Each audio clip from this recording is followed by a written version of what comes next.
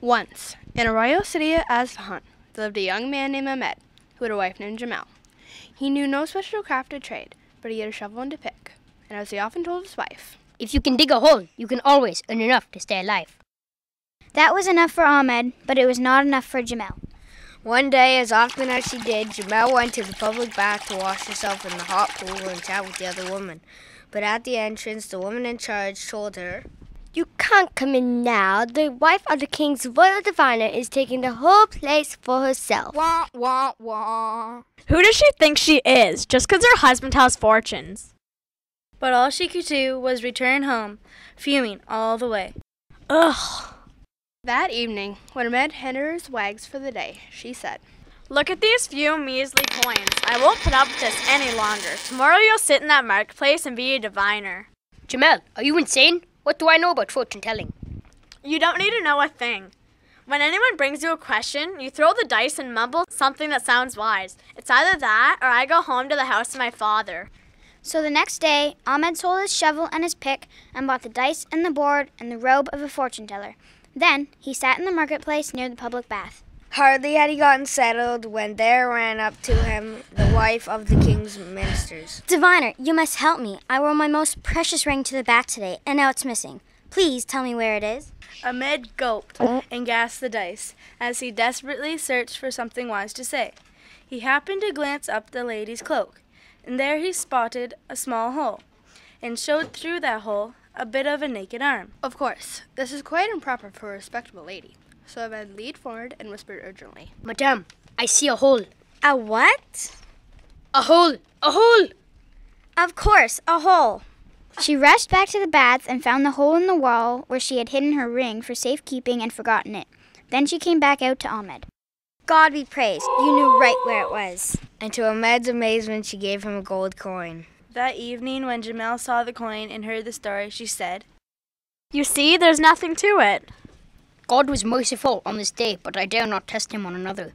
Nonsense. If you want to keep your wife, you'll be back in that marketplace tomorrow.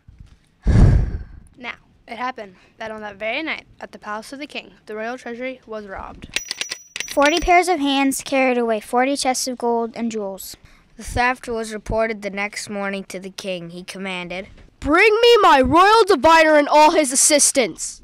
But though the fortune teller cast the dice and mumbled quite wisely, not one could locate the thieves or the treasure.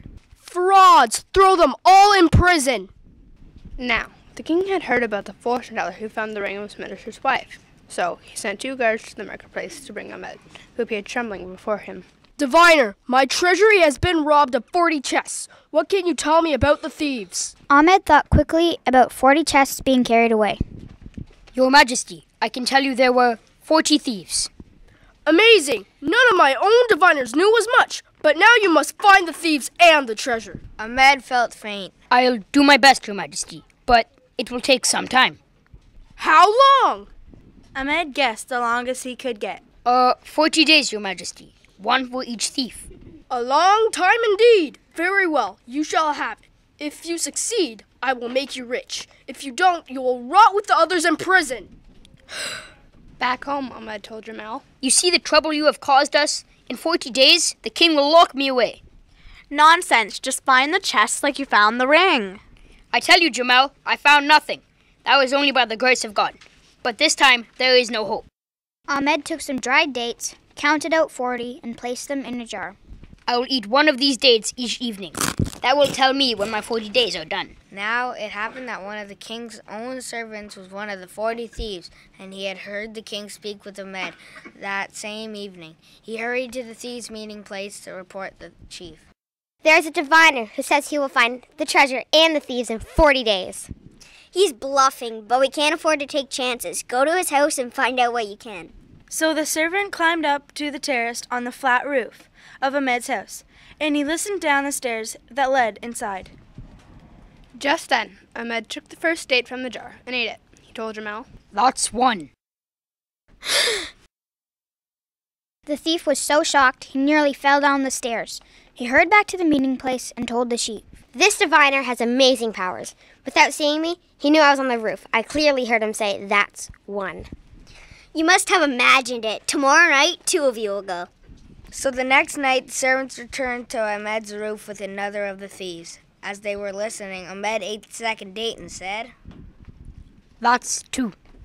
The thieves nearly tumbled over each other as they fled the roof and raced back to the chief. The servant told him, He knew there were 2 of us. We heard him say that's 2. It can't be. So the night after that, he sent 3 of the thieves. And the next night, 4. then 5. then 6. And so it went, till the 40th night, when the chief said, This time, I'll go with you myself. So all 40 thieves climbed up to Ahmed's roof to listen. Inside, Ahmed gazed at the last date in the jar. Then sadly took it out and ate it. That's 40. The number is complete. Jamel sat beside him. Ahmed, during these 40 days, I've been thinking. I was wrong to make you a diviner. You are what you are, and I should have not tried to make you something else. Can you forgive me? I forgive you, Jamel, but the fault is mine as well. I should not have done what I knew was not wise. But none of this helps us now. Just then came a loud banging at the door. The king's men already. He went to the door and unbolted it, calling, All right. I know why you're here. He swung the door open, and to his astonishment, he saw 40 men kneeling before him and touching their heads to the ground again and again. Of course you know, O great diviner, nothing can be hidden from you, but we beg you not to give us away. Bewildered though he was, Ahmed realized that these must be the thieves. He thought fast and said, Very well. I will not turn you in, but you must replace every bit of the treasure. At once! And before the night was through, 40 pairs of hands carried 40 chests of gold and jewels back from the king's treasury. Early the next morning, Ahmed appeared before the king. Your Majesty, my magic arts can find either the treasure or the thieves, but not both. Which do you choose? The treasure, I suppose, though it's a pity not to get the thieves. The boiling oil is ready for them. Well, never mind. Tell me where the treasure is, and I'll send my men right away. No need, Your Majesty. Ahmed waved his hands in the air and called, Pish, posh, swish, wash, mish, mosh. By my magic, the chests have returned to their place. The king himself went with Ahmed to the treasury and found it so. You are truly the greatest fortune teller of the age. From this day forth, you shall be my royal diviner. Thank you, Your Majesty, but I'm afraid that is impossible. Finding and restoring your treasure was so difficult, it used up all my powers. I shall never be a diviner again. What a loss! Then I must doubly reward you. Here, take 2 of these chests for your own. So Ahmed returned home to Jamal. Safe. Rich. And a good deal wiser. And as any diviner could have foretold, They all lived happily ever after.